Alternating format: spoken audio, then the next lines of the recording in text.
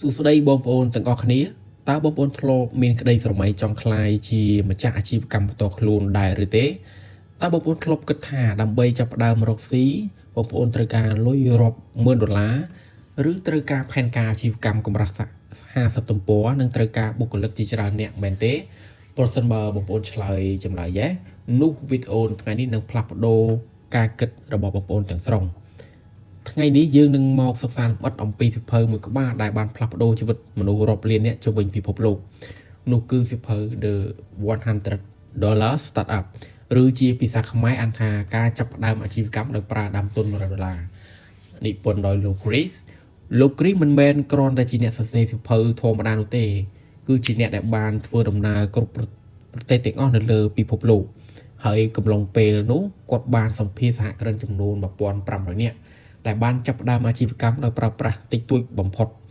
ជួនកាលតិចជាង$100ប៉ុន្តែអាចរកចំណូលបានជាង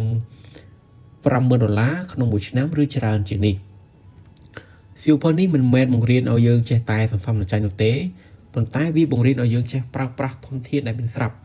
ដើម្បីបង្កើតសេរីភាពសារៈសំខាន់បំផុតនៃសៀវភៅនេះគឺអ្នកមិនត្រូវការលុយដើម្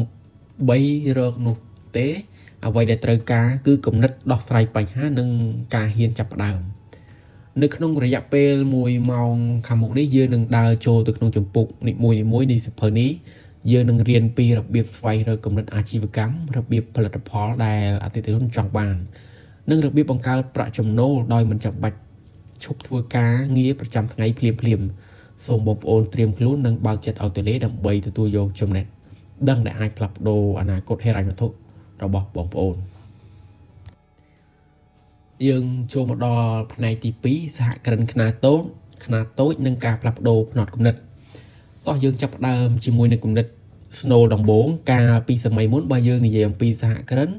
យើងតែងតែនឹកឃើញដល់មនុស្សពាក់អាវធំអង្គុយក្នុងការិយាល័យខ្ពស់និងមានកូនចៅរាប់រយនាក់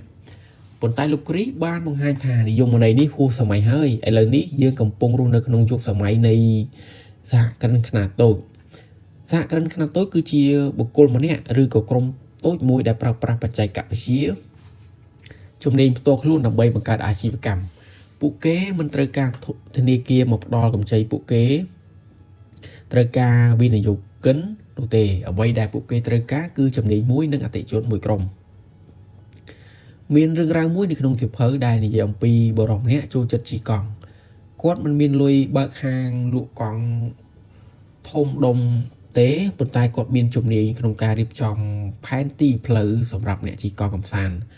គាត់ក៏ចាប់ផ្ដើមបង្កើតគេហទំព័រមួយលក់ផែនទី Digital សម្រាប់អ្នកជិះកង់នៅក្នុងតម្លៃថោកគាត់ចំណាយដើមទុនស្ទើរតែ0ប៉ុន្តែគាត់អាចរកចំណូលបានរាប់ពាន់លានដុល្លារក្នុងមួយខែព្រោះគាត់បានដោះស្រាយបញ្ហាអ្នកជិះកង់ដែលមិនស្គាល់ផ្លូវនេះគឺជាមេរៀនមួយកុំរងចាំតតែមានអ្វីគ្រប់យ៉ាងទើបចាប់ផ្ដើមមនុស្សភាគច្រើនបរាជ័យមិនមែនពួកគេគ្មានលុយនោះទេតែពួកគេមានលេសច្រើនពេកលេសថាខ្ញុំមិនទាន់មានបទពិសោធន៍ខ្ញុំខ្លាចបរាជ័យឬខ្ញុំគ្មានដើមទុនសៀវភៅនេះប្រាប់យើងថាដើមទុន$100គឺគ្រាន់តែជាតួលេខតំណាងប៉ុណ្ណោះតាមពិតទៅអាជីវកម្មខ្លះចាប់ផ្ដើមដោយមិនប្រើលុយសូម្បី1រៀលតើបងប្អូនមានអ្វីនៅក្នុងដៃឥឡូវនេះតើបងប្អូនមានចំណេញអ្វីតើបងប្អូនមានកុំព្យូទ័រឬទូរស័ព្ទដៃដែរឬទេតើបងប្អូនមានពេលទំនេរ1ម៉ោងក្នុងមួយថ្ងៃដែរឬទេបើមាននោះបងប្អូនមានដើមទុនគ្រប់គ្រាន់ហើយក្នុងការផ្លាស់ប្ដូរផ្នត់គំនិតពីអ្នកប្រើប្រាស់ទៅជាអ្នកបង្កើតឬក៏ជំហានដំបូងជំនួសឲ្យការចំណាយពេលមើល Facebook របស់គេយើងគួរប្រើ Facebook ដើម្បីលក់របស់យើងជំនួសឲ្យការទិញផលិតផលគេយើងត្រូវតែបង្កើតផលិតផលខ្លួនឯងយើងចូលដល់ចំណុចទី3ចំណុចប្រសពនៃវេទមន្តឥឡូវនេះបងប្អូនឆ្ងល់ជាថាតើខ្ញុំរកស៊ីអ្វីនេះជាសំណួរដែលមនុស្សសួរច្រើនបំផុតលោកគ្រីណែនាំរូបមន្តដែលគាត់ហៅថាចំណុចប្រសពសូមបងប្អូនស្រមៃមើលរង្វង់2ដែលត្រួតស៊ីគ្នារង្វង់ទី1គឺអ្វីដែលបងប្អូនស្រឡាញ់ឬបងប្អូនពូកែធ្វើរង្វង់ទី2គឺអ្វីដែលមនុស្សដទៃត្រូវការហ៊ានចំណាយលុយទិញចំណុចកណ្ដាលដែលរង្វង់ទាំងពីរជួបគ្នានេះគេហៅថាអាជីវកម្មមនុស្សជាច្រើនយល់ច្រឡំថា ធ្វើអ្វីដែលខ្លួនស្រឡាញ់នោះលុយនឹងមកតាមក្រោយនេះគឺជាដំបូងមានដែលគ្រោះថ្នាក់បើបងប្អូនស្រឡាញ់ការដេកឬក៏បងប្អូនស្រឡាញ់ញ៉ាំពីហ្សាគ្មាននរណាម្នាក់ជួលបងប្អូនឲ្យទៅធ្វើនោះទេបងប្អូនត្រូវតែបំលែងចំណង់ចំណូលចិត្តឲ្យទៅជាជំនាញដែលមានប្រយោជន៍ឧទាហរណ៍បើបងប្អូនចូលចិត្តធ្វើដំណើរការគ្រាន់តែដើរលេងមិនមែនជាអាជីវកម្មទេប៉ុន្តែបងប្អូនត្រូវបង្កើត blog ឬសរសេរសៀវភៅណែនាំអំពីរបៀបដើរលេងក្រៅប្រទេសដោយចំណាយលុយតិចនោះទើបជាអាជីវកម្មព្រោះបងប្អូនកំពុងជួយដោះស្រាយបញ្ហាអ្នកដទៃដែលចង់ដើរលេងតែខ្វះថវិកានៅក្នុងសៀវភៅនេះមានឧទាហរណ៍អំពីស្រីម្នាក់ដែលចូលចិត្តដេកកម្រាលពូកនាងបានដេកស្អាតណាស់ប៉ុន្តែនាងមិនដឹងត្រូវថាលក់ឲ្យនរណានាងក៏សង្កេតឃើញថាមនុស្សជាច្រើនចង់រៀនដែរប៉ុន្តែមិនមានពេលទៅសាលានាងក៏បដូរពីការលក់កម្រាលពូកមកជាការលក់វគ្គសិក្សាអនឡាញបង្រៀនឲ្យគេដេកកម្រាលពូកវិញលទ្ធផលគឺនាងរកចំណូលបានច្រើនជាងការផលិតផលសម្រាប់ទៅទៀតនេះបង្ហាញថាជំនាញរបស់បងប្អូនអាចមានតម្លៃជាងផលិតផលដែលបងប្អូនធ្វើទៅទៀតសូមសួរខ្លួនឯងថាតើមិត្តភ័ក្តិតែងតែសូមជំនួយពីខ្ញុំរឿងអ្វីតើខ្ញុំចង់ធ្វើអ្វីដែលអ្នកដទៃយល់ថាពិបាកតើមានបញ្ហាអ្វីដែលខ្ញុំធ្លាប់ជួបហើយខ្ញុំអាចរកឃើញដំណោះស្រាយចម្លើយនៃសំណួរទាំងនេះគឺជាក្របពូជនៃអាជីវកម្ម$100របស់បងប្អូនចងចាំថាកុំលក់អ្វីដែលបងប្អូនចង់លក់តែត្រូវលក់អ្វីដែលគេចង់ទិញយើងចូលមកដល់ផ្នែកទី4ការផ្ដល់តម្លៃនិងការយល់ចិត្តអតិថិជននៅពេលដែលបងប្អូនរកឃើញគំនិតហើយជំហានបន្ទាប់គឺការយល់អំពីតម្លៃតើអ្វីទៅជាតម្លៃមិនមែនជាតម្លៃលុយដែលបិទលើផលិតផលនោះទេតែវាគឺជាអត្ថប្រយោជន៍ដែលអតិថិជនទទួលបានលោកគ្រីបានលើកឡើងនៅទស្សនៈមួយថាកុំឲ្យត្រីទៅគេតែបងប្អូនត្រូវតែលក់ត្រីឲ្យទៅគេឬល្អជាងនេះបង្រៀនឲ្យគេចេះរកត្រីរួចលក់ឧបករណ៍នេសាទឲ្យគេនៅក្នុងការរកស៊ីយើងត្រូវបែងចែកឲ្យដាច់រវាងលក្ខណៈសម្បត្តិនិងអត្ថប្រយោជន៍លក្ខណៈសម្បត្តិគឺជារបស់ផលិតផលដែលមានឧទាហរណ៍ទូរស័ព្ទនេះមានកាមេរ៉ា50 megapixel អត្ថប្រយោជន៍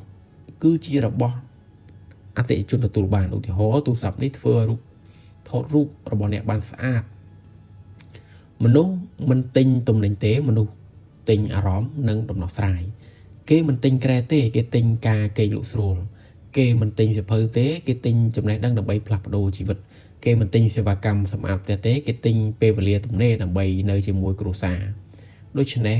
នៅពេលដែលបងប្អូនផ្សព្វផ្សាយឬនិយាយជាមួយអតិថិជនសូមកុំនិយាយតែពីខ្លួនឯងឬលទ្ធផលរបស់ខ្លួនឯងត្រូវនិយាយអំពីពួកគេតើជីវិតរបស់ពួកគេនឹងប្រសើរឡើងយ៉ាងដូចម្តេចបន្ទាប់ពីប្រើប្រាស់សេវាកម្មរបស់បងប្អូនសៀវភៅនេះបានណែនាំឲ្យយើងបង្កើតអវតារឬតួអង្គអតិថិជនក្នុងក្តីស្រមៃតើអតិថិជនយើងជានរណាគាត់អាយុប៉ុន្មានគាត់មានបញ្ហាអ្វីខ្លាំងបំផុតនៅពេលដែលបងប្អូនស្គាល់អតិថិជនច្បាស់បងប្អូននឹងបង្កើតផលិតផលដែលត្រូវចិត្តពួកគេបំផុតនេះហើយជាមូលហេតុដែលអាជីវកម្មតូចៗអាចយកឈ្នះក្រុមហ៊ុនធំៗបានព្រោះអាជីវកម្មតូចៗអាចមានទំនាក់ទំនងយ៉ាងជិតស្និទ្ធនិងយល់ចិត្តអតិថិជនបានល្អជាងយើងចូលមកដល់ផ្នែកទី5ផែនការអាជីវកម្មមួយទំព័រនិងការចាប់ផ្ដើមយើងបាននិយាយពីកំណត់និងតម្លៃហើយឥឡូវដល់ពេលដែលត្រូវធ្វើសកម្មភាពជាក់ស្ដែងមនុស្សភាគច្រើនជាប់គាំងត្រង់ចំណុចនេះព្រោះពួកគេគិតថាត្រូវសរសេរផែនការអាជីវកម្មវែងឡាយលោកគ្រីនិយាយថាបោះចោលផែនការអាជីវកម្មកម្រាស់50ពណ៌នោះទៅគាត់ណែនាំឲ្យប្រើផែនការអាជីវកម្មមួយទំព័រនៅក្នុងក្រដាសមួយសន្លឹកនោះបងប្អូនគ្រាន់តែឆ្លើយសំណួរ2-3ប៉ុណ្ណោះទី1តើខ្ញុំលក់អ្វីទី2តើនរណាជាអតិថិជនរបស់ខ្ញុំទី3តើខ្ញុំនឹងរកពួកគេឃើញនៅឯណាទី4តើខ្ញុំនឹងរកលុយពីពួកគេដោយរបៀបណាទី5តើខ្ញុំនឹងធ្វើអ្វីខ្លះដើម្បីចាប់ផ្ដើមនៅថ្ងៃស្អែកសាមញ្ញប៉ុណ្្នឹងឯងភាពសាមញ្ញធ្វើឲ្យយើងហ៊ានចាប់ផ្ដើមភាពស្មុគស្មាញធ្វើឲ្យយើងភ័យខ្លាចបន្តពីការសម្ពោធលក់ការលក់មិនមែនគ្រាន់ជាការដាក់ផលិតផលចោលហើយរងចាំគេមកទិញនោះទេវាដូចជាការរៀបចំកម្មវិធីមួយអញ្ចឹងបងប្អូនត្រូវតែបង្កើតភាពរំភើបមុនពេលដាក់លក់ នៅក្នុងសៀវភៅនេះមានយុទ្ធសាស្ត្រមួយហៅថា The Hollywood Launch មុនពេលដែលភាពយន្តចាប់បញ្ចាំងគេតែងតែបញ្ចេញ trailer គេបង្ហោះរូបតួអង្គធ្វើឲ្យអតិថិជនចង់មើលខ្លាំងបងប្អូនក៏ត្រូវធ្វើបែបនោះចំពោះអាជីវកម្មរបស់បងប្អូនដែរមុនពេលបើកលក់សៀវភៅឬផលិតផលសូមប្រាប់គេដឹងមុនផ្ដល់ជូនតម្លៃពិសេសសម្រាប់អ្នកទិញដំបូងបង្កើតការផ្ដល់ជូនដែលមានដែនកំណត់ដើម្បីជំរុញឲ្យគេសម្រេចចិត្តលឿនកុំខ្លាចក្នុងការធ្វើទីផ្សារមនុស្សជាច្រើនគិតថាការធ្វើទីផ្សារគឺរំខានគេប៉ុន្តែផលិតផលរបស់បងប្អូនពិតជាល្អនឹងជួយដោះស្រាយការមិនប្រាប់ឲ្យគេដឹងគឺជាអាត្មានិយមទៅវិញការធ្វើទីផ្សារគឺជាការអញ្ជើញឲ្យពួកគេទទួលមកដំណោះស្រាយចងចាំពាក្យមួយឃ្លានេះសកម្មភាពឈ្នះការរៀបចំផែនការល្អគឺនៅក្នុងក្រដាសគ្មានតម្លៃស្មើនឹងផែនការប្រជុំដែលបានអនុវត្តជាក់ស្ដែងនោះទេផ្នែកទី6លុយប្រាក់ចំណេញនិងការរីកចម្រើននៅពេលដែលបងប្អូនចាប់ផ្ដើមលក់បានហើយសំណួរបន្ទាប់គឺតើធ្វើដូចម្តេចដើម្បីឲ្យអាជីវកម្មនេះចិញ្ចឹមជីវិតយើងបានយូរអង្វែងយើងត្រូវនិយាយរឿងលុយកំហុសដ៏ធំបំផុតរបស់សហគ្រិនថ្មីថ្មោងគឺការកំណត់តម្លៃទាបពេកយើងតែងគិតថាបើយើងលក់ថោកគេនឹងទិញច្រើនប៉ុន្តែការលក់ថោកពេកធ្វើឲ្យយើងហត់ហើយគ្មានប្រាក់ចំណេញសល់ដើម្បីអភិវឌ្ឍអាជីវកម្មទេម្យ៉ាងទៀតតម្លៃថោកពេកធ្វើឲ្យអតិថិជនសង្ស័យពីគុណភាពសូមកំណត់តម្លៃដោយផ្អែកលើតម្លៃដែលបងប្អូនផ្ដល់ឲ្យមិនមែនតម្លៃលើថ្លៃដើមតែមួយមុខទេចំណុចសំខាន់មួយទៀតគឺការបង្កើតប្រាក់ចំណូលលោកគ្រីសបានណែនាំវិធីសាស្ត្រសាមញ្ញដើម្បីរកលុយឲ្យបានច្រើនជាងមុនពីអតិថិជនចាស់ទី1 upselling លក់ផលិតផលបន្ថែមដែលមានតម្លៃខ្ពស់ជាងឧទាហរណ៍បើគេទិញសៀវភៅហើយសួរគេថាចង់ទិញវគ្គសិក្សាវីដេអូដែរឬទេ cross selling លក់ផលិតផលដែលតាក់ទងគ្នាឧទាហរណ៍លក់ស្បែកជើងហើយលក់ស្រោមជើងបន្ថែមទី3 subscription បង្កើតសេវាកម្មប្រចាំខែដើម្បីមានចំណូលថេរហើយជាចុងក្រោយគឺរឿងការរីកចម្រើនតើបងប្អូនចង់ឲ្យវិជ្ជាកម្មនេះធំប៉ុណ្ណាសៀវភៅនេះមានទស្សនៈប្លែកមួយការរីកចម្រើនមិនមែនសុទ្ធតែល្អទេអាជីវកម្មកាន់តែធំបញ្ហាកាន់តែច្រើនសហគ្រិនជាច្រើននៅក្នុងសៀវភៅនេះជ្រើសរើសរក្សាអាជីវកម្មឲ្យនៅតូចដើម្បីពួកគេមានសេរីភាពពួកគេអាចចង់ក្លាយជាអ្នកគ្រប់គ្រងបុគ្គលិកពួកគេចង់ក្លាយជាអ្នកបង្កើតដូច្នេះបងប្អូនត្រូវសួរឡើងថាតើខ្ញុំចង់បានលុយច្រើនឬក៏ចង់បានសេរីភាពអាជីវកម្ម$100ត្រូវបានរចនាឡើងដើម្បីបម្រើជីវិតរបស់បងប្អូនមិនមែនឲ្យបងប្អូនក្លាយជាទេសចរអាជីវកម្មនោះទេតែបងប្អូនអាចប្រើប្រាស់ប្រព័ន្ធស្វ័យប្រវត្តិឬជួលអ្នកធ្វើការក្រៅម៉ោងដើម្បីជួយការងារខ្លះដើម្បីឲ្យបងប្អូនមានពេលធ្វើអ្វីមួយដែលសំខាន់ចូលមកដល់ផ្នែកទី7សេចក្តីសន្និដ្ឋាននិងការអំពាវនាវ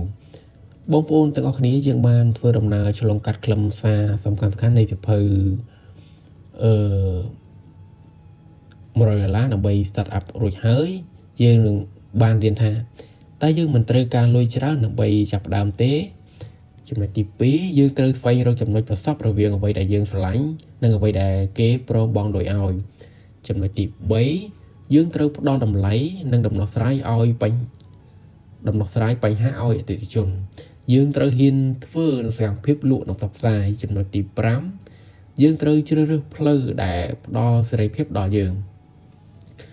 សៀវភៅនេះមិនមែនគ្រាន់តែជាសៀវភៅចំនួនទេវាជាសៀវភៅណែនាំជីវិតនិងប្រាប់ឲ្យយើងមានជម្រើសបើយើងមិនចាំបាច់ធ្វើការគេអស់មួយជីវិតយើងអាចបង្កើតអនាគតនឹងដៃរបស់យើងផ្ទាល់តើបងប្អូនធ្វើអ្វីបន្ទាប់ពីស្ដាប់វីដេអូចប់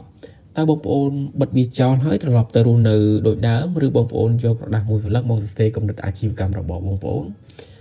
សូមគម្រោងចាំពេលវេលាល្អឥតខ្ចោះព្រោះវាមិនមាននោះទេសូមគម្រោងចាំតតែមានលុយគ្រប់ព្រោះបងប្អូនអាចនឹងចាប់ផ្ដើមពីអ្វីដែលមិនមានពីភពលោកកំពុងរងចាំដំណោះស្រាយពីបងប្អូន